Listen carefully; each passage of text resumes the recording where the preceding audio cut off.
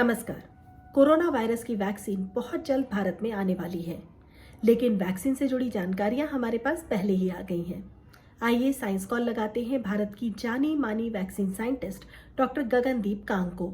आप वेल्लोर के Christian medical college में प्रोफेसर हैं और रॉयल सोसाइटी ऑफ लंदन में फेलो के तौर पर चुनी गई भारत की पहली महिला साइंटिस्ट हैं। आइए डॉक्टर कांग से बात करते हैं।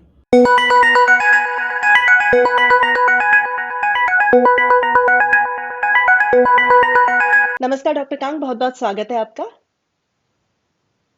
Thank you Neha ji. साल 2021 हमारे लिए वैक्सीन लेकर आ रहा है, ऐसा कह सकते हैं हम। तो भारत में जो ये वैक्सीनेशन प्रोग्राम होगा इतनी बड़ी आबादी को लेकर, इसको किस तरह से डिजाइन किया जाएगा या किया जा रहा है इस वक्त? जब हम वैक्सीनेशन प्रोग्राम्स देखते हैं भारत में तो हमें कुछ चीज़ें जाननी चाहिए। पहली ये बात है कि जो हमारा प्रोग्राम है विश्व में सबसे बड़ा प्रोग्राम है। हमारे 28,000 कोल्ड चेन पॉइंट्स हैं। इम्यूनाइजेशन सेशंस जो होते हैं हर रोज़ होते हैं स्टेट्स में, और 26 मिलियन बच्चे जो होते हैं उन सबको साल में 8 बार वैक्सीन्स मिलती हैं। अगर हम देखें इसमें कितने सारे डोजेस हो जाते हैं तो हमारा प्रोग्राम अभी 600 मिलियन डोजेस हर साल लोगों को देता है, बच्चों को देता है। और जो प्रेग्नेंट वुमेन रहती हैं उनको तो टेटनस की वैक्सीन 2 बार मिलती है। तो ये 600 मिलियन विश्व का सबसे बड़ा इम्यूनाइजेशन प्रोग्राम है। ये हम डिलीवर करते हैं। पहले ये प्रोग्राम ठीक से काम नहीं करता था, शायद 50%, 60% लोगों को मिलता था, अब 90% पर आ गया है। ये रूटीन इम्यूनाइजेशन कहते हैं। पर ये भी याद रखना चाहिए कि जो हम इम्यूनाइजेशन प्रोग्राम अभी है ये अडल्ट्स के लिए नहीं है। तो अगर अडल्ट्स को इम्यूनाइजेशन हमें देना है तो ये इम्यूनाइजेशन प्रोग्राम को बहुत ही बढ़ाना पड़ेगा। और ये बढ़ाना पड़ेगा उस टाइम पे जब हमें रूटीन इम्यूनाइजेशन पर असर नहीं होना चाहिए। जो हमने किया है अभी तक 90% तक पहुंचने के लिए उसकी रक्षा करनी चाहिए और नया प्रोग्राम शुरू करना चाहिए। तो इसमें तो चैलेंजेस रहेंगे। It will be very difficult to do this, पर प्लानिंग के साथ और पार्टनरशिप के साथ ये सब हो सकता है। तो गवर्नमेंट का जो एक्सपीरियंस है पोलियो का, मीजल्स रूबेला वैक्सीनेशन कैंपेन्स जो हुए हैं उनको लेकर ये सोचना चाहिए कि कैसी पार्टनरशिप्स चाहिए इस प्रोग्राम को बनाने के लिए। गवर्नमेंट ने अभी तो शुरुआत की है, पहले हेल्थ वर्कर्स की लिस्टिंग हो रही है और ये private health care workers, public health care workers सभी को इनकी लिस्ट बनाई जा रही हैं। सभी लोग इसमें शामिल हैं और ये हमारा फर्स्ट फेज रहेगा इम्यूनाइजेशन का जब वैक्सीन्स तैयार होंगी। उसके बाद देखना पड़ेगा दूसरे प्रायोरिटी ग्रुप्स कौन रहेंगे। लगता है कि एल्डरली और जिन लोगों को दूसरी बीमारियां हैं उनको भी वैक्सीन्स मिलेगी। जी। वैक्सीन जो दिया जाएगा वो पैंडेमिक के किस स्टेज पर दिया जा रहा है? क्या इससे भी फर्क पड़ता है? जैसे अभी मैं पढ़ रही थी कि इसी साल अप्रैल 2020 में जो कोरोना संक्रमित एक व्यक्ति है वो 2 से ज्यादा व्यक्तियों को संक्रमित कर रहा था, जबकि अब स्थिति ये हो गई है कि एक व्यक्ति एक और व्यक्ति को संक्रमित कर रहा है। तो ये वैक्सीन अप्रैल में होती या अब आ रही है या अगले साल तक, अब हम एक्सपेक्ट कर रहे हैं कि कुछ दिनों में या महीनों में हम तक आएगी। तो इससे फर्क पड़ता है कि ये वैक्सीन कौन से स्टेज पर डेवलप हुई और हम तक पहुंच पा रही है?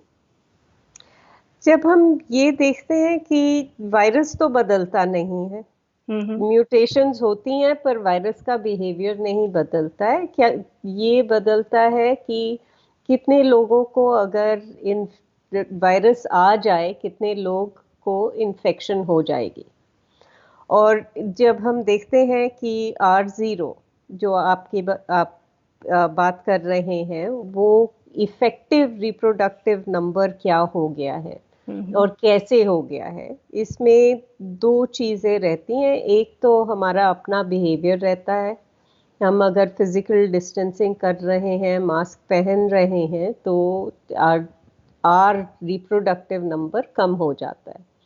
और दूसरी बात, हम अगर ये देखें कि 30, 50, 60% आबादी को अगर पहले इन्फेक्शन हो गई है तो शायद उनमें ट्रांसमिशन ज़्यादा नहीं होगा, वो लोग इतनी बीमारी नहीं फैलाएंगे। तो जी। ये भी कहा जा रहा है कि शायद सब लोगों को वैक्सीन लगाने की जरूरत ना हो। अभी आईसीएमआर ने ये बात कही थी, सभी को वैक्सीनेशन ना करना पड़े। तो इसे आम आदमी कैसे समझे? और जैसे आप कह रहे हैं कि एक व्यक्ति जिसे वैक्सीनेशन नहीं किया जा रहा है, जिसे वैक्सीन नहीं लगाया जा रहा है, तो उसे क्या समझना चाहिए इस चीज से कि और लोगों को लगाया जा रहा है, मुझे नहीं लगाया जा रहा है? और क्या ऐसा करना सही रहेगा? हमें ये सोचना है कि किस स्टेज पर किसको वैक्सीन देनी चाहिए। अभी हम्म। तक तो सप्लाई इतना है ही नहीं, भारत में वैक्सीन है ही नहीं। शायद हम्म। अगले महीने एक वैक्सीन होगी, 2-3 महीने बाद एक और वैक्सीन आएगी। अगर सप्लाई में लिमिटेशन है तो किसको वैक्सीन देनी चाहिए, इसलिए प्रायोरिटी ग्रुप्स बनाए हुए हैं सरकार ने, और उसके अनुसार लोगों को वैक्सीन दी जाएगी। तो पहले हेल्थ केयर वर्कर्स को दी जाएगी, क्योंकि उनका एक्सपोजर रिस्क ज़्यादा रहता है, उनकी चांस ज़्यादा है कि इन्फेक्शन हो जाए, तो उन्हें वैक्सीन पहले देंगे। उसके ओके। बाद दूसरी बात है कि वैक्सीन हमें जो बुजुर्ग लोग हैं जिनको दूसरी बीमारियां हैं उनको देना चाहिए, क्योंकि अगर उनमें इन्फेक्शन हो जाए तो उसका नतीजा नतीजा बहुत ही बुरा हो सकता है, इसलिए उन्हें वैक्सीन देनी चाहिए। तो अगर हम ये देखें कि ये दो कॉम्बिनेशंस हम ले लें तो ये हमारी आबादी के 30% लोग होंगे। हम्म। अगर हम ये देखें कि हमें ट्रांसमिशन रोकना है, स्प्रेड रोकना है, तो 30% कम रहेगा, जी। हमें 70-75% पहुंचना पड़ेगा। हम्म। अगर 70% करना है तो क्यों नहीं पूरे देश को इम्यूनाइज करने की कोशिश करें। जी। अच्छा, जिन्हें कोरोना हो चुका है, जो ऑलरेडी कोविड से हो गया था और अब ठीक हो चुके हैं, क्या उन्हें भी वैक्सीन देना होगा और उनको प्रायोरिटी लिस्ट में कहाँ रखा जाएगा? आपको कैसे पता चलता है कि लोगों को कोरोना हुआ है हम्म। और उनके बाद उन्होंने एंटीबॉडीज बनाई हैं? अच्छा। हम अगर लोगों को देखें जिनका आरटीपीसीआर टेस्ट पॉजिटिव रहा है, जिन लोगों को कोई सिम्टम्स नहीं थे, जिनकी बीमारी नहीं हुई थी, उनमें एक में से 5 लोगों को एंटीबॉडीज नहीं है। तो उनमें पहली इन्फेक्शन से प्रोटेक्शन मिलेगी, ये हम जानते नहीं हैं अभी। ओके। और ये भी है कि एंटीबॉडीज घट जाती हैं टाइम के बाद। तो अगर आपको इन्फेक्शन पहले हुई है, आपको प्रोटेक्शन कितनी देर तक रहेगी ये हम हम्म। अभी तक जानते नहीं हैं। हम्म। दूसरी बात ये है कि अगर हमें ये जानना है कि आपको हुआ कोरोना हुआ है पहले, तो आपको टेस्ट करके देखना होगा। हम्म। टेस्ट टेस्ट का कॉस्ट रहता है, हम्म। राइट? तो पहले लॉजिस्टिक्स भी देखनी पड़ेंगी कि इतनी प्लानिंग करनी होगी, देखना होगा कि सभी का टेस्ट करना है, जिनको कोरोना हुआ है उनको वैक्सीन नहीं मिलेगी, जिनको नहीं हुआ है उनको वैक्सीन मिलेंगी। ये तो बहुत ही कॉम्प्लिकेटेड बन जाता है। बिल्कुल।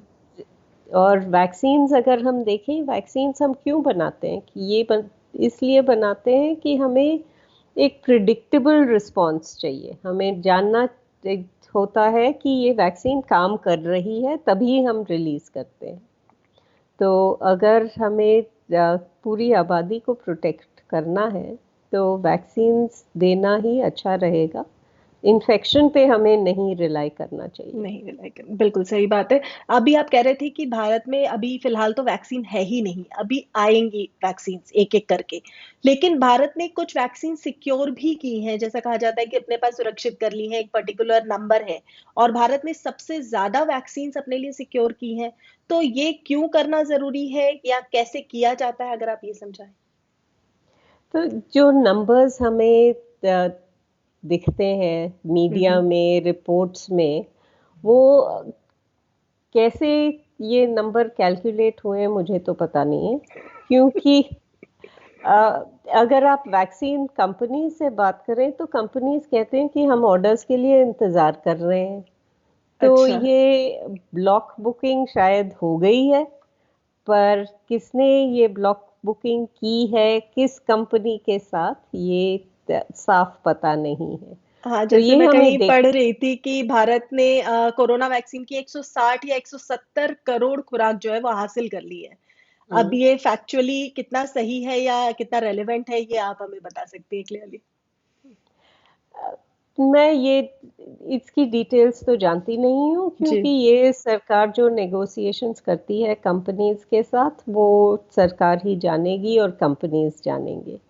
जो रिपोर्ट्स में आते हैं, वो जो मैंने देखा है, बहुत बड़े नंबर्स हैं। और अगर इतने बड़े नंबर्स हैं तो हमें प्राइस भी जाननी चाहिए कि कीमत क्या है इन वैक्सीन्स की, क्योंकि जो नंबर्स बताए गए हैं कि हमारे पास इतना बजट है वैक्सीन्स के लिए, वो तो बहुत ही एक्सीड हो जाएगा अगर ऐसे नंबर सच रहे तो। ठीक बात है।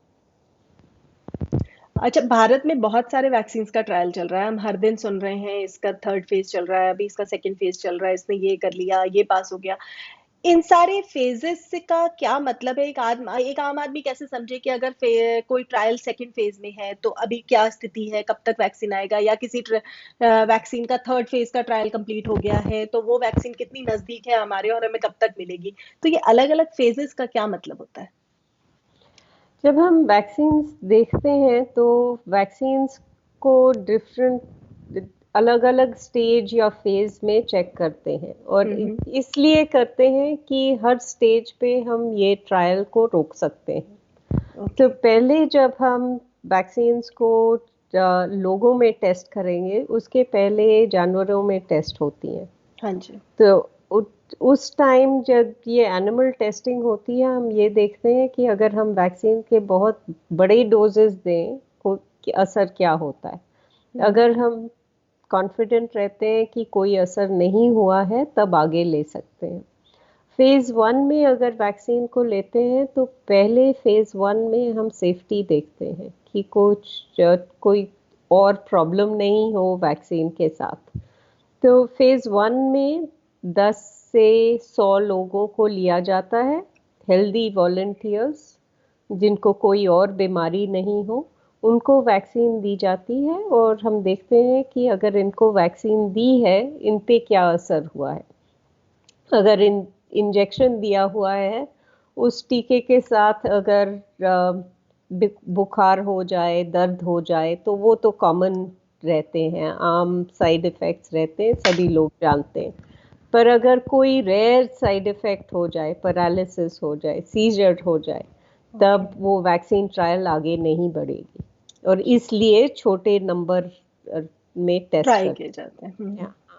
अगर सेफ्टी ठीक रहती है तो फेज टू में जाते हैं। फेज टू में देखते हैं कि इम्यून रिस्पॉन्स बन रहा है या नहीं। तो अब वैक्सीन दी जाती है 100 से 1000 लोगों को, और इसलिए बड़ा नंबर रहता है कि पहले हम सेफ्टी देख रहे हैं, उसके बाद देखेंगे कि इन लोगों में कितनी वेरिएशन होती है, क्योंकि हर एक आदमी को अगर वैक्सीन दी तो हर एक का रिस्पॉन्स एक नहीं रहता है। कुछ लोग कम रिस्पॉन्ड करेंगे, कुछ लोग ज़्यादा रिस्पॉन्ड करेंगे। तो अगर कुछ 100 से 1000 लोगों में टेस्ट करें तो हमें पता चल जाता है कि अगर हम वैक्सीन देंगे लोगों को तो ये असर होगा। ये हम इम्यून रिस्पॉन्स हम लेबोरेटरी में इसको मेजर कर सकते हैं।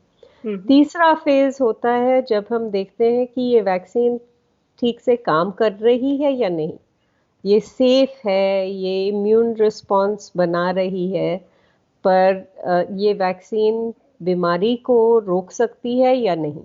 और फेज 3 में क्लिनिकल एफिकेसी कहते हैं, और इसमें 1000 से 10,000 लोग लेते हैं और देखते हैं कि इन अगर आधे लोगों को हमने वैक्सीन दी और आधे को वैक्सीन नहीं दी, तो जिनको वैक्सीन नहीं मिली है उनमें बीमारी ज़्यादा होगी, जिनको वैक्सीन मिली है अगर वैक्सीन काम कर रही है तो बीमारी कम होगी। और वैक्सीन और एफिकेसी अगर कैलकुलेट करनी हो तो अगर जिनको वैक्सीन नहीं मिली है उनमें 100 लोगों को बीमारी हो जाए और जिनको वैक्सीन मिली है उनमें 50 लोगों को बीमारी हो जाए और दोनों के साइज एक ही हैं, तब आप कहेंगे कि 50% एफिकेसी है वैक्सीन की। जी। अगर 90% एफिकेसी चाहिए तो इसका मतलब होगा कि जिनको वैक्सीन नहीं मिली थी उनमें 100 लोगों को बीमारी हो गई है और जिनको वैक्सीन मिली थी उनमें 10 लोगों 10 को लोगों को। बीमारी। तो हमारे तो ज्यादातर वैक्सीन जो भी हम टेस्ट का सुन रहे हैं ट्रायल रिपोर्ट्स, वो यही है कि 90 प्लस ही सबकी एफिकेसीज है इस वक्त। That is a very good thing. सबसे प्रॉमिसिंग वैक्सीन कौन सी लग रही है आपको, being a scientist and being into this vaccine industry for so long? आपको कौन सी वैक्सीन पे सबसे ज्यादा उम्मीद है? अभी तक तो 3 रिजल्ट्स आए हैं, हम्म। मॉडर्ना का, फाइजर का और एस्ट्राजेनेका का। जी। मॉडर्ना और फाइजर के रिजल्ट्स 95% पे हैं हम्म। और एस्ट्राजेनेका का बहुत डाउट है कि कौन सा रिजल्ट लेना है, पर ज़्यादातर लग रहा है कि 60% है। पर ये हमें याद रखना चाहिए कि ये ट्रायल्स बिल्कुल डायरेक्ट कंपैरिजंस नहीं है। हम्म। जब आप ट्रायल करते हैं तो ये आपका आउटकम क्या है, आप क्या मेजर कर रहे हैं, ये बहुत ही इम्पोर्टेंट रहता है। कि अगर मैंने कहा कि मेरा आउटकम है आरटीपीसीआर पॉजिटिव होना चाहिए और लोगों को इन लिस्ट इन सिम्टम्स में से एक होना चाहिए। फीवर हो सकता है, खांसी हो सकती है, लॉस ऑफ स्मेल हो सकती है, कुछ भी हो जाए और पीसीआर पॉजिटिव रहे, मैं इन दोनों को प्राइमरी आउटकम सो मान लूँगी। पर अगर मैंने कहा कि मेरा प्राइमरी आउटकम है आरटीपीसीआर पॉजिटिव, फीवर और एक और सिम्टम, तब प्राइमरी आउटकम दोनों ट्रायल्स में बहुत ही अलग रहेंगे। और पहली ट्रायल में जब अगर एक ही सिम्टम लिया तो उसकी एफिकेसी ज़्यादा रहेगी, और अगर मेरी डेफिनेशन थोड़ी ज़्यादा टाइट हो कि पीसीआर चाहिए, बुखार चाहिए और एक और सिम्टम चाहिए, तब इतनी टाइट डेफिनेशन में शायद मेरी ट्रायल थोड़ी स्लो होगी जी। और शायद असर भी कम कम होगा। कम होगा, बिल्कुल। अभी आप फाइजर की बात करें, इस वक्त सबसे प्रॉमिसिंग तो फाइजर ही, फाइजर और बायोएनटेक की जो वैक्सीन है वही लग रही है।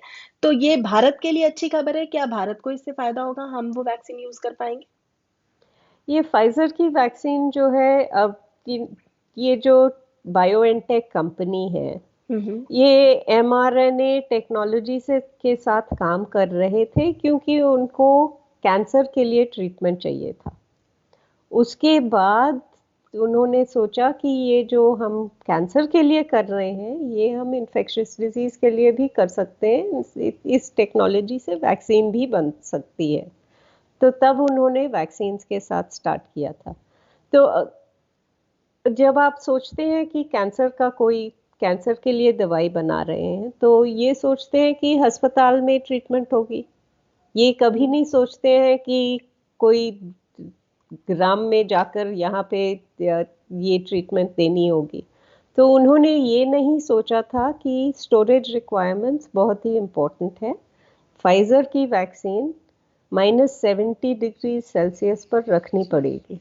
तो अगर हम सोचें कि भारत में ये वैक्सीन को इस्तेमाल करना है तो बड़े शहरों में शायद हम कर सकेंगे, पर छोटी जगहों और पे या अदरवाइज लार्ज लार्ज नंबर्स में मुश्किल होगा, क्योंकि ऑल थ्रू द बहुत दिस थिंग कि उसको मतलब ट्रैवल कराना, उसको ट्रांसपोर्टेशन से लेके जब तक आप वो वैक्सीन लगा नहीं देते हो तब तक उसे -70 डिग्री पे रखना will be a big challenge, logistically मुश्किल या इम्पॉसिबल ही बहुत ही होगा। बहुत ही मुश्किल रहेगा। हम्म। और जैसे बाकी और भी लॉजिस्टिक्स हैं जो कि इस पे काम करती हैं, जैसे वेयर हाउसेस, कोल्ड स्टोरेज, जैसे हम अभी बात कर रहे थे कि कोल्ड स्टोरेज या सप्लाई चेन्स जो हैं वो इंडिया में अगर हों भी तो अभी वो बाकी चीजों के लिए इस्तेमाल की जा रही होंगी। अगर हम उसको सीधा वैक्सीन पे डाइवर्ट करेंगे तो बाकी सारी चीजें अफेक्ट करेंगी जिन पर अभी वो इस्तेमाल हो रही है। तो क्या इस लॉजिस्टिक को कवर अप करने के लिए सरकार कैसे इसको मैनेज करेगी और इसको इतने सारे लोगों तक कैसे पहुंचाया जा सकेगा? मतलब आप अगर फाइजर को देखें तो फाइजर अपनी कोल्ड स्टोरेज सिस्टम बना रहा है। हम्म। तो उन्होंने पैक्स बनाए हुए हैं जिसमें ये वैक्सीन को ट्रांसपोर्ट कर सकते हैं। पर मोडर्ना की वैक्सीन -20 पे रहेगी, पर दूसरी भी वैक्सीन्स जो 2 to 8 पे हैं, जैसे कि रेफ्रिजरेटर फ्रिज के टेम्परेचर पे रखी जाती हैं, उनके लिए भी जगह चाहिए। हम्म। स्टोरेज के लिए, ट्रांसपोर्ट के लिए कितने एयर कंडीशन्ड वैन्स होंगे, कितने कोल्ड स्टोर्स होंगे, ये कहाँ से आएंगे, कैसे देंगे। शायद ये भी एक अच्छी बात है कि वैक्सीन सप्लाई कम है, तो इसलिए हमें फेजेस में वैक्सीनेशन करना होगा। तो ओके। जो कोल्ड चेन की रिक्वायरमेंट रहेगी वो बहुत बारी रीयूज करनी पड़ेगी। तो जो एडिशनल कोल्ड चेन बनानी होगी उसको हर महीने शायद नए डोजेस उसमें स्टोर करने पड़ेंगे। फिजिबल लगता है आपको एज अ साइंटिस्ट? आपने इतने सारे वैक्सीनेशन प्रोग्राम्स देखे हैं इंडिया में, पोलियो से लेके, पोलियो जो कि बहुत ही सक्सेसफुल हुआ, उसको हम कर पाए, काफी लंबा समय लगा लेकिन finally we could do it. तो ऐसा कुछ इसके साथ हम कर पाएंगे? फिजिबिलिटी कैसे लगती है आपको? फीजिबिलिटी तो हर एक प्रोग्राम में रहती है। ओके। और जो भारत ने किया है मीजल्स रूबेला कैंपेन के लिए, जो हम हर हर वक्त करते हैं इलेक्शंस के लिए, सभी लोगों को पहुंचना, राइट। हम्म। तो अगर हम ये इन एक्सपीरियंसेस से अगर हम सीख पाएंगे तो ज़रूर कर पाएंगे, पर इसके लिए पार्टनरशिप्स, लॉजिस्टिक्स, रिसोर्सेज सबकी ज़रूरत रहेगी। दूसरा इशू, क्योंकि ये जो कोरोना वायरस की जो वैक्सीन होगी वो इंजेक्टेबल होगी, तो सिरिंजेस का भी एक इशू आएगा। क्यों, वैसे तो भारत दुनिया में सिरिंज में सबसे बड़ा निर्माता है, एक साल में करीब 100 करोड़ सिरिंज बनाता है 0.5 ml के, कुछ फैक्ट्स जो मैं पढ़ रही थी। और जून 2021 तक भारत अपनी क्षमता को 140 करोड़ तक बढ़ा लेगा, ये बात भी कही जा रही है। और जरूरत पड़ने पर भारत एक महीने में 35 करोड़ सिरिंज भी बना सकता है। तो ये सारे फैक्ट्स थोड़े पॉजिटिव लगते हैं, लेकिन इन सिरिंजेस का डिस्पोजल, जब ये सिरिंजेस आप यूज कर लेंगे उसके बाद इसे डिस्पोज ऑफ करना होगा, वो कितना बड़ा चैलेंज होगा? आजकल तो बायोमेडिकल वेस्ट डिस्पोजल हम्म। अभी भी प्रॉब्लम है। और अगर हम ये सोचें कि इतना और मटेरियल उसको हैंडल करना है तो बहुत ही दिक्कत रहेगी। और ये जो सिरिंजेस हैं इंजेक्शंस के लिए, यूजुअली एक स्पेशल सिरिंज बनाते हैं जिसे कहते हैं ऑटो डिसेबल सिरिंज, जो ओके। एक बार यूज करके फिर से यूज नहीं हो सकती हैं। जी। तो इनका लिमिटेड सप्लाई रहेगा। ग्लास वायल्स को देखना है, जो वायल्स वैक्सीन्स के लिए यूज़ होती हैं वो स्पेशल ग्लास रहता है, उसका सप्लाई देखना है। और 5 कंपनीज हैं जो ग्लास वायल्स बनाती हैं। रबर स्टॉपर्स देखना है, स्वॉब्स देखना है, डिसइंफेक्टेंट का देखना है। बहुत सारी चीज़ों के बारे में सोचना होगा ये इम्यूनाइजेशन सेशंस प्लान करने के लिए। तो इतने सारे लॉजिस्टिक्स जिनकी हम अभी बात कर रहे हैं, इन पे सोचना पड़ेगा, तो क्या अब सही समय नहीं है कि अब सोच लें और इस पर काम शुरू करें? ये सरकार तो इसके बारे में 2 महीने पहले एक हम्म। स- सोचना शुरू किया था, जी। क्योंकि जो अगर कोल्ड चेन की मैपिंग हो गई है, कितना सप्लाई चाहिए कोल्ड चेन ऑगमेंट करने के लिए, वो सारी स्टेट्स ने बताया हुआ है सेंटर को।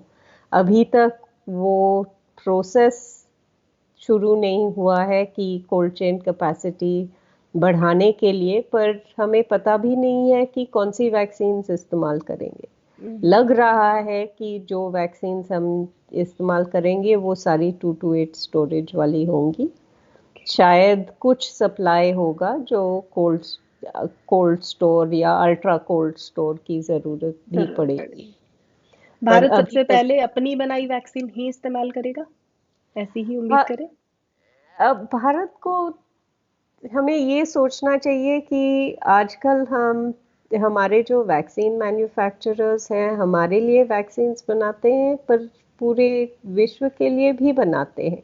हम्म। तो अगर अ, हमारे वैक्सीन मैन्युफैक्चरर्स वैक्सीन बनाए और सारी वैक्सीन हमने रख ली, तो कैसा लगेगा बाहर? सही बात है। तो थोड़ा थोड़ा यहाँ पे रख करके, और स्टार्टिंग कम से कम हम अपनी वैक्सीन से करेंगे शुरुआती, जैसे आपने कहा कि फेजेस में होगा। बिल्कुल। जी। जो एस्ट्राजेनेका सीरम इंस्टीट्यूट की पार्टनरशिप है, मेरी समझ है कि आधी वैक्सीन्स इंडिया में रहेंगी और आधी आधी ग्लोबल सप्लाई के लिए जाएंगी। और जी। ये ठीक लगता है कि जो हमारे पास है हमें दूसरों के साथ शेयर करना चाहिए। बिल्कुल बिल्कुल। इन वैक्सीन्स को लगाने के लिए जो मैन पावर चाहिए होगी, after all we will need training, मतलब कुछ एक्सपर्ट्स चाहिए होंगे जो इसको लगाएंगे, तो उनकी ट्रेनिंग, उनकी कैसी तैयारी होगी या हो रही है? तो भारत में 70,000 वैक्सीनेटर्स अभी हैं, हम्म। और सरकार के एस्टिमेट से 30,000 और प्राइवेट सेक्टर से मिल सकते हैं, पर हमें इससे ज़्यादा ज़रूरत होगी, तो लोगों को ट्रेन करना होगा। वैक्सीन की एक ही डोज काफी होगी या और ज्यादा डोज लेनी होंगी, ये कैसे तय किया जाता है, और इस केस में क्या रहेगा?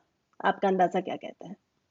जो वैक्सीन्स अभी बन रही हैं सारी 2 डोज वैक्सीन्स हैं, मतलब अच्छा। कि एक डोज लेने के बाद 3 या 4 हफ्ते बाद दूसरा डोज लेना पड़ेगा, और वैक्सीन का असर जो होता है ये सेकेंड डोज के बाद ही शुरू होता है, 2 हफ्ते बाद शुरू होता है। हम्म। दूसरी वैक्सीन्स अभी बन रही हैं जो सेकेंड वेव ऑफ वैक्सीन्स हैं, जिनमें ये देखा जा रहा है कि इनको सिंगल डोज वैक्सीन्स बनाएं या ऐसी वैक्सीन्स बनाएं कि बहुत सारे डोजेस बन सकते हैं, जिनकी प्राइस कम हो सकती है। तो ये सब हमें देखना पड़ेगा। पहली बात ये थी कि ये देखें कि वैक्सीन बन भी सकती है या नहीं। हम्म। तो हमने अब तो दिखा दिया है कि वैक्सीन बन सकती है और ये वैक्सीन बहुत ही इफ़ेक्टिव है। तो ये शुरुआत है, पर इसके बाद और बहुत कुछ सीखना है हमें। जी। अब अगर ये वैक्सीन बनी और मैंने ये वैक्सीन लगाई, मुझे ये वैक्सीनेशन हो गया, अब इसके बाद वैक्सीन तो डेवलप हो रही है और नई वैक्सीन आएंगी, कुछ और मॉडिफाइड वर्जन्स आएंगे, तो क्या वो वैक्सीन मुझे दोबारा लगानी होगी, या जो मैंने लगाई है वही काफी होगी? ये इस तरह का बहुत सारा कंफ्यूजन है, एक बार अगर आप इसे क्लियर करें। अगर आपको पहले फेज में वैक्सीन मिल गई है, तो जी। हमें ये पता है कि कुछ देर तक आपको प्रोटेक्शन रहेगी, आप बीमार नहीं हो जाएंगे। पर ये कितनी देर के लिए रहेगा? अगर बूस्टर डोज लेना है, ये डोज पहली बार एक कंपनी की वैक्सीन से इम्यूनाइजेशन होगी, तो बूस्टर उसी वैक्सीन का लेना है या किसी और का वैक्सीन दे सकते हैं। लगता है कि ये वैक्सीन्स जो बन रही हैं सारी स्पाइक प्रोटीन पर बन रही हैं। ये स्पाइक प्रोटीन जो वायरस के बाहर रहता है, हम्म। अ, सारी वैक्सीन्स इसको कैंडिडेट एंटीजन लेकर बनाई जा रही हैं। तो अगर ये वैक्सीन सक्सेसफुल रहीं, सारी लाइसेंस हो गई, तो मुझे तो लगता है कि ये वैक्सीन्स को मिक्स करने में कोई ठीक ही रहेगा। कोई पर प्रॉब्लम ये नहीं आनी चाहिए। हाँ, हमें टेस्ट करके ये देखना पड़ेगा। पर एक बार वैक्सीन लगा ली तो कितने दिनों तक की सुरक्षा मान के चलूं मैं? अभी तक हम जानते नहीं हैं। अच्छा। अगर हम इम्यून रिस्पॉन्स देखें लोगों का, जिन लोगों को पहले इन्फेक्शन हो गई है, हम ये जानते हैं कि 6 महीने से ज़्यादा इम्यून रिस्पॉन्स रहता है। ये ओके। इम्यून रिस्पॉन्स सुरक्षा है या नहीं, ये हम अभी तक जानते नहीं हैं।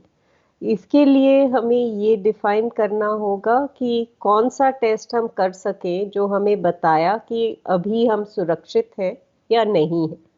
इसको हम कहते हैं कोरिलेट ऑफ प्रोटेक्शन। अभी तक कोरिलेट ऑफ प्रोटेक्शन डिफाइन नहीं हुआ है। लग रहा है कि शायद ये न्यूट्रलाइजिंग एंटीबॉडीज एंटीबॉडीज जो वायरस को सेल के अंदर जाने से रोकती हैं, वो शायद कोरिलेट ऑफ प्रोटेक्शन होंगी, पर अभी तक ये डिफाइन नहीं हुआ है। हाँ, क्योंकि वैक्सीन एक बार ले लिया, उसके बाद आप उसका क्या कहते हैं, वैक्सीन एक बार लेने के बाद सुरक्षा का समय अगर हमें नहीं पता है तो हमें 6 महीने तक वेट करके फिर दोबारा से वैक्सीन लेने के लिए एक और टेस्ट कराना होगा, और उसके बाद वो वैक्सीन लेना है या नहीं लेना है ये तय करना पड़ेगा। अभी हम इसके बारे में कुछ नहीं कह सकते। अभी हम कुछ नहीं कह सकते, पर शायद टेस्ट की जरूरत होगी। हम्म। शायद जो ट्रायल्स हो रही हैं, ये जो हजारों लोग ट्रायल्स में हैं, उनको फॉलो अप किया जा रहा है, तो उत्तर उनसे मिल सकते हैं और पर हमें अभी ये जो पता चल जाएगा। जी, पर अभी जो ट्रायल्स हो रहे हैं वो बहुत बहुत छोटे छोटे समय के लिए हो रहे हैं, क्योंकि थर्ड फेज का ट्रायल हो गया पिछले 6-8 महीने या मैक्सिमम 10 मंथ्स में। तो लॉन्ग टर्म नहीं पता कि इन ट्रायल्स का या इन इन वैक्सीन्स का क्या रिजल्ट निकलेगा हमारे लिए, नहीं, इंडिविजुअल्स पर पर। जो फेज 3 ट्रायल्स हो रही हैं वो खत्म नहीं हुई हैं। हाँ, उनके अभी चल रही है। रिजल्ट्स मिल गए हैं। हम्म। रिजल्ट्स मिल गए हैं, पर ट्रायल खत्म नहीं हुई है, क्योंकि ओके। ट्रायल इन लोगों को 1 साल मिनिमम ड्यूरेशन के लिए फॉलो अप कर रही है, और ओके। उनसे हमें सैंपल्स मिलेंगे और हमें पता चलेगा कि ये इम्यून रिस्पॉन्स कितनी देर तक रहता है। जी। और वैक्सीन के जरिए हर्ड इम्यूनिटी के लक्ष्य को हासिल करने की भी बात कही जा रही है, तो क्या ये हासिल होगा और कैसे हासिल होगा? हर्ड इम्यूनिटी तब होती है कि जब इतने लोगों को इन्फेक्शन हो गई है या वैक्सीनेशन हो गया है आबादी में कि अब ये बीमारी नहीं फैलेगी। तो अगर बहुत ही इन्फेक्शियस एजेंट हो जाए तो जो तब ज़्यादा लोगों को बीमारी या वैक्सीनेशन होने की ज़रूरत होती है। जैसे कि अगर हम मीजल्स देखें, हम्म। मीजल्स का R0 है 13 या 15। मतलब एक बच्चे को अगर मीजल्स हो जाए, और सभी बच्चे अगर ससेप्टेबल रहे, उनको अगर इन्फेक्शन हो सकती है, तो एक बच्चा 13 या 15 बच्चों को इन्फेक्ट कर सकता है। तो अगर हमें मीजल्स की हर्ड इम्यूनिटी चाहिए, तो हमारा वैक्सीनेशन कवरेज 95% होना चाहिए। हम्म। जब हम सार्स कोरोना वायरस 2 को देखें तो उसका रिप्रोडक्टिव नंबर है 3। सो एक आदमी जिसे इन्फेक्शन हो, 3 लोगों को इन्फेक्ट कर ये सकते हैं। इन्फेक्शन दे सकता है। तो इसमें लगता है कि हमें 65-70% लोगों को वैक्सीन देकर, या अगर उन्हें इन्फेक्शन हुई है तो ये 65% कवरेज हमें पहुंचना है हर्ड इम्यूनिटी के लिए। पर अगर हम हर्ड इम्यूनिटी के बारे में सोचें, हम ये अज्यूम करते हैं कि ये यूनिफॉर्म रहता है, सभी एक जैसे हैं। पर हम्म। हम ये जानते हैं कि ये इन्फेक्शन वैसी नहीं है। ये सुपर स्प्रेडिंग फेनोमेनन जो जिसके बारे में हम सुनते हैं, ऐसा लगता है कि ये जो R of 3 हम कहते हैं ये बहुत ही वेरिएबिलिटी है इसमें। बहुत हम्म। सारे लोग किसी और को ये बीमारी नहीं, ये इन्फेक्शन नहीं देते हैं, पर जी। कुछ लोग बहुत लोगों को देते हैं हम्म। और इसे सुपर स्प्रेडिंग कहते हैं। और अगर सुपर स्प्रेडिंग हो जाता है तो हर्ड इम्यूनिटी थोड़ा कॉम्प्रोमाइज हो जाता है। ओके।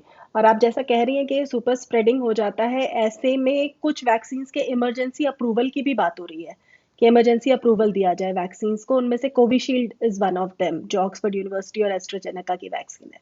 तो इस इमरजेंसी अप्रूवल का क्या मतलब है? ऐसे केस में क्या किया जाता है? अगर हम इमरजेंसी अप्रूवल जो फाइजर को दिया है एमएचआरए यूके ने, हम्म। उन्होंने जो डेटा फेज 3 एफिकेसी ट्रायल में कंपनी ने पाया था उसको रिव्यू किया है और उसके बेसिस पे कहा है कि ये वैक्सीन इस्तेमाल हो सकती है, ये काम कर रही है, ये इस्तेमाल हो सकती है। और अ, इसका जो असर है ये मॉनिटर करना पड़ेगा, पर आपको ट्रायल के मोड में ये वैक्सीन देने की ज़रूरत नहीं है आगे।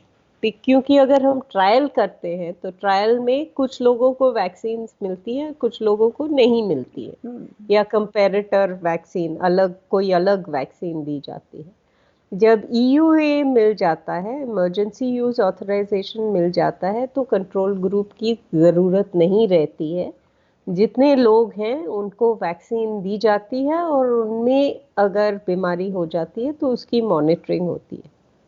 तो ईयूए तब दिया जाता है जब ये बहुत ही महत्वपूर्ण प्रॉब्लम है, और वो तो हम जानते हैं क्योंकि ये है। मोर्टेलिटी यूके यूएस में बहुत ही ज़्यादा है अभी, जी। उनकी थर्ड वेव चल रही है, तो उन्हें वैक्सीन की बहुत ही ज़रूरत है। भारत हम्म। में ऐसा नहीं हो रहा है तो हमें अर्जेंसी शायद कम है कि ओके। वैक्सीन अगर थोड़ी भी लेट आई तो ज़्यादा कुछ होगा नहीं, पर उनके लिए बहुत ही इम्पोर्टेंट है। तो ओके। ईयूए अगर दिया जाए, इसका मतलब ये रहा कि थोड़ी देर के बाद ये कंपनीज अपना पूरा डेटा लेके पूरी लाइसेंचर के लिए अप्लाई करेंगे। टाइम लगता है पूरी लाइसेंचर की एप्लीकेशन बनाने में, ईयूए में कम डेटा की ज़रूरत रहती है। तो ईयूए अगर यूके में दिया गया है तो वो कंपनीज जिनके पास ईयूए है यूएस, यूके, यूरोप में, वो भारत में आ सकते हैं और कह सकते हैं कि हमें ईयूए यहाँ भी दीजिए। जी। और पिछले साल जो न्यू क्लिनिकल ट्रायल्स रूल्स बने थे उसमें लिखा है कि DCGI, drug controller general of India, data को देखकर कह सकते हैं कि भारत में ट्रायल की ज़रूरत है या नहीं है ईयूए देने के लिए। और अगर उन्होंने कहा कि ट्रायल की ज़रूरत नहीं है तो हमें इमरजेंसी यूज़ ऑथराइजेशन मिल सकती है। दूसरी बात कोविशील्ड की आपने कही थी। कोविशील्ड में भारत में कोविशील्ड की ट्रायल्स भारत में चल रही हैं। यहाँ 1600 लोग ट्रायल्स में हैं। उनमें से 1200 लोगों को वैक्सीन मिली है, 400 को प्लेसिबो मिला है।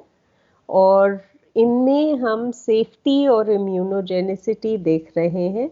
ये क्लिनिकल एफिकेसी, भारत में नंबर्स बहुत कम है तो यहाँ क्लिनिकल एफिकेसी नहीं देख सकते, इन इन नंबर्स में नहीं देख सकते। तो क्लिनिकल एफिकेसी इनके जो रिजल्ट्स मिले हैं यूके से, ब्राज़ील से, उन रिजल्ट्स को डीसीजीआई को दे सकते हैं, और अगर वो रिजल्ट्स डीसीजीआई अप्रूव कर लेता है तो उस वैक्सीन को भी ईयूए दिया जा सकता है। मुझे तो लगता है कि कोविशील्ड को ईयूए एप्लीकेशन तो जाएगी जाएगी, पर उनका जो डेटा पैकेज है सबसे अच्छा रहेगा। ओके। और किसी भी पैंडेमिक को फिक्स करने के लिए, उससे कोप अप करने के लिए वैक्सीन ही एकमात्र सॉल्यूशन देखते हैं? अगर आप सोचें कि कोई रूट है बीमारी को रोकने के लिए, हम्म। इन्फेक्शन के पहले रोकने के लिए, और अगर इन्फेक्शन हो जाए, बीमारी हो जाए, उसको ट्रीट करने के लिए कौन सा अच्छा रहेगा? prevention is better than better cure. than cure. Yes. So vaccine will be is a preventive measure for in any case. Okay. Vaccine की कीमत को लेकर भी तमाम तरह के की बातें आ रही हैं। भारत जो है हमारा वो एक कॉस्ट सेंसिटिव देश है। ऐसे में वैक्सीन की कीमत हमारे यहाँ क्या होनी चाहिए और क्या फ्री वैक्सीन्स का भी कोई स्कोप देखती हैं आप? वैक्सीन्स की कीमत सबसे कम होनी चाहिए, पर हमें ये भी देखना चाहिए कि इतनी कम नहीं बना दें कि कंपनी कहे कि इसमें तो हम ये वैक्सीन्स क्यों बनाएं, क्योंकि हम्म। हमारा लॉस हो रहा है। तो WHO ने एक रिकमेंडेशन की है कि हमें देखना चाहिए कि कंपनी को कितना लगता है वैक्सीन बनाने में, और उस कॉस्ट को लेकर उसके ऊपर 20% डाल के वो प्राइस होनी चाहिए वैक्सीन की। तो एस्ट्राजेनेका सीरम इंस्टीट्यूट की वैक्सीन है कि बहुत सारी प्राइसेस हमने सुनी है, जी। 900, 1000, 500, गवर्नमेंट के लिए $3 का, हम्म। गवर्नमेंट के लिए हाफ प्राइस ₹250। गवर्नमेंट के लिए अगर इतने डोजेस लेने हैं कि हर एक रुपए की डिफरेंस बहुत ही रहती है। अगर आपने करोड़ डोजेस खरीदने हैं जी। तो एक रुपया भी बहुत रहता है। तो जी। अ, अगर हम देखें कि वैक्सीन्स अभी प्रोग्राम में है, उनका कॉस्ट क्या है। जो सबसे एक्सपेंसिव वैक्सीन पहले रहती थी, वो पेंटावेलेंट थी, और वो जब हमने इंट्रोड्यूस किया था तो ₹125 अ डोज वाज द प्राइस। अब वो 40 सेंट्स अ डोज पे आ गई है। बहुत नेगोशिएशन के बाद बहुत ओवर सप्लाई हो गया वैक्सीन का, तो कॉस्ट कम कम हो हो गई। गया।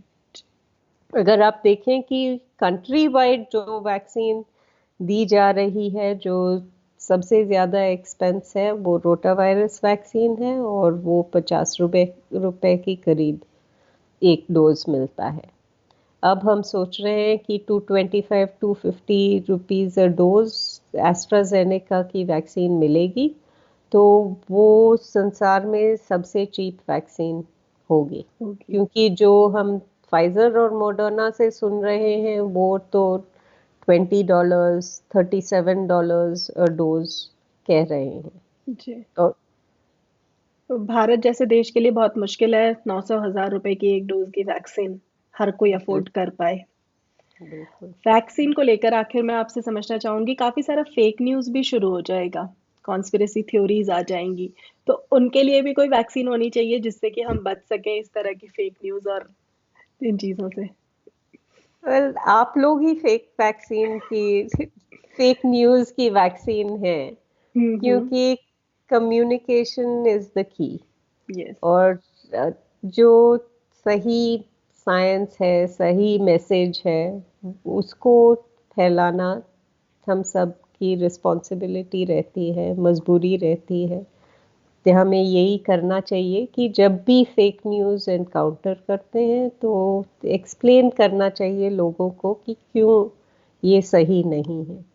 पर ये भी सोचना पड़ता है कि जब फेक न्यूज़ हो जाती है हम बहुत जल्दी रिएक्ट करते हैं, ओ ये तो हम्म। रबिश रहा, ये सही नहीं है। एंगर से अगर रिएक्शन हो जाए तो ठीक नहीं रहता है। लोगों कि क्यों सोचते हैं कि ये फेक न्यूज़ सच है। Accepting their construct and then telling them how you are reacting to their frame of reference is very important. Very true. And आपने सही कहा कि हम इसका एक सोर्स हो सकते हैं, इसीलिए मेरी कोशिश होती है कि सीधा एक्सपर्ट से बात की जाए ताकि आप जो बोल रहे हैं उस पर हम आंख बंद करके विश्वास कर सकते हैं। Thank you so much doctor Kang for joining us.